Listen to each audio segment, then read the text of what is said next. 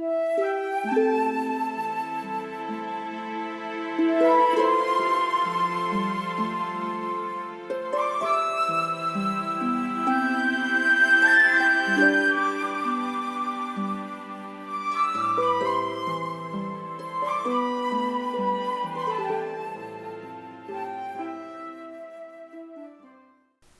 we're in Menard County, Texas, at the location where the remaining members of the famous Dalton Gang were killed or captured.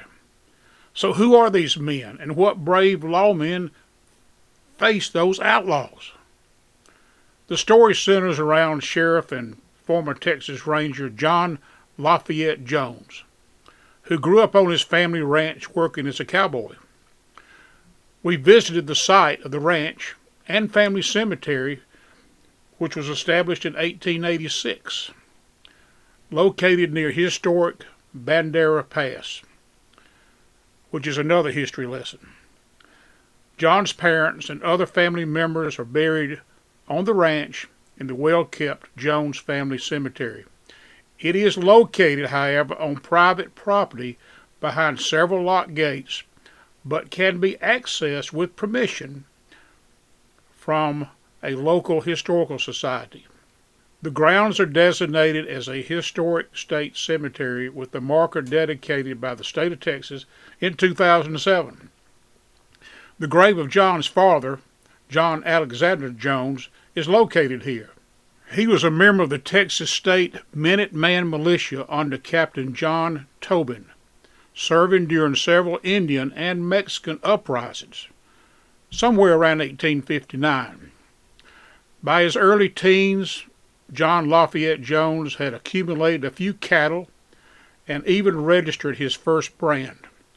On June the 4th, 1874, he joined Company F, Frontier Battalion, Texas Rangers under Captain Neil Caldwell. The muster roll of that date has the following description: John L. Jones, age 18, height 6 feet, blue eyes, light complexion, and brown hair. After leaving the Rangers, John left Bandera County to join his brother, James Isaac Jones, who had settled in 1878 just over the Kimball County line in Menard County, and established a cattle and horse ranch. James came from Bandera with 30 head of cattle, 2 horses, and a mule. From this small nucleus, he was to build one of the largest ranches in this part of the state. Following his arrival on the settlement in 1874, 8 Comanche Indians made a raid, running off with most of the horses in the valley. According to Peace Officer Dee Harkey in his book Mean as Hell, a party consisting of John L. Jones, Jim Isaac Jones, and 45 others took to the trail of the Indians and their horses. The men caught up with the Indians at the head of the Little Devil's River near the Kerr County line. And during the fight, they killed 8 Indians and recovered all of the horses without the loss of one of their men. About the time of the Indian raid, Jim and John both took out homestead pre-exemptions south of the main Llano River in Kimball County. This was the start of the Jones Ranch, which was to grow in the next 20 or so years to over 25,000 acres. At one time, he and his brother controlled the grazing rights to over 100,000 acres.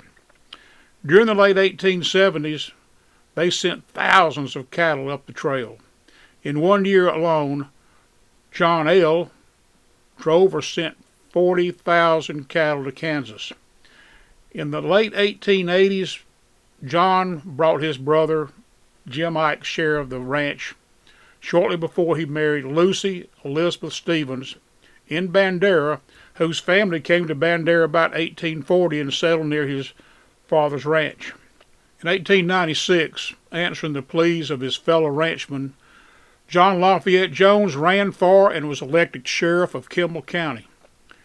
It was a very productive term of office for the county until 1898. He was credited with cleaning up the county of cattle rustlers and outlaws who were making life miserable for the ranchers and the townspeople alike. Among those stealing horses and cattle in the county were the remnants of the famous Dalton Gang. On February the 6th, 1897, Jones and a posse made up of John Turman, Tom Taylor, who was one of the Taylor boys from DeWitt County, Oscar Latta, who later worked with Ranger Frank Hamer. You might remember Hamer was the one that captured Bonnie and Clyde. Also John Gardner, T.W. Frazier, and Bob Owens caught up with the outlaws at the head of Bear Creek in northwestern Kimball County. In the fight that took place just over into the Menard County line, two of the rustlers, Jim Crane, Christopher Columbus, Jord or Judd Knight, were killed and buried on site. A third, Jim Knight, was wounded, captured, and sent to jail. In March of 2022, members of the Wild West History Association drove over many miles of rough dirt roads, fording creeks, dodging goats, while on our way to visit the site. Early that morning, we met up with the ranch manager. Using his four-wheel drive truck, he transported us to the site. This area of Texas, even though on private land, is something I would consider a vast wilderness. I really don't think pavement will ever reach this area.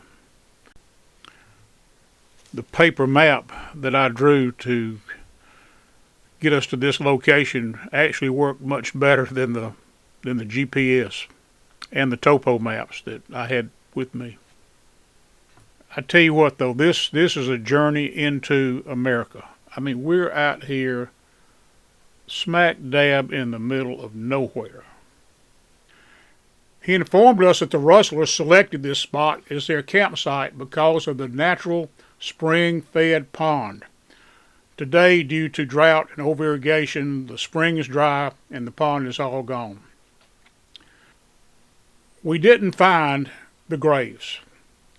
But you got to think about it. The soil is, I mean, I've never seen so many rocks in my life. So I doubt they could have dug graves. They probably just piled rocks on top of them. The only thing that remains there today is a historical marker that marks the location. Sheriff John L. Jones, ranchman John Gardner, deputies Tom Taylor, John Turman, Oscar Latta, Button Frazier, and Bud Owens wiped out the last of the Dalton Gang, killing Jord Knight and Jim Crane, also shooting and capturing Jim Knight. Such officers and men as these brought law and order to this section of Texas. Now please be aware, this monument is on private property, so please ask permission. After this, John refused to run for sheriff again. John L. Jones, who was born January 31st in 1858, continued to operate his ranch and livestock operation until his death on March 28, 1912. John is buried just south of London, Texas, in the remote Red Creek Cemetery, not far from his ranch. In addition to a headstone, he has a Texas Ranger cross upon his grave.